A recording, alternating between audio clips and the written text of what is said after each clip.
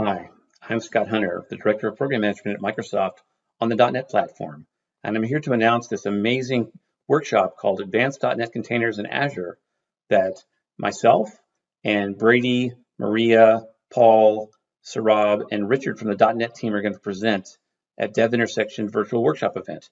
Here you'll learn all about all the ways to host your .NET code in Azure. We'll show you live examples. We'll walk you through actually publishing using Visual Studio, Command Line, and DevOps.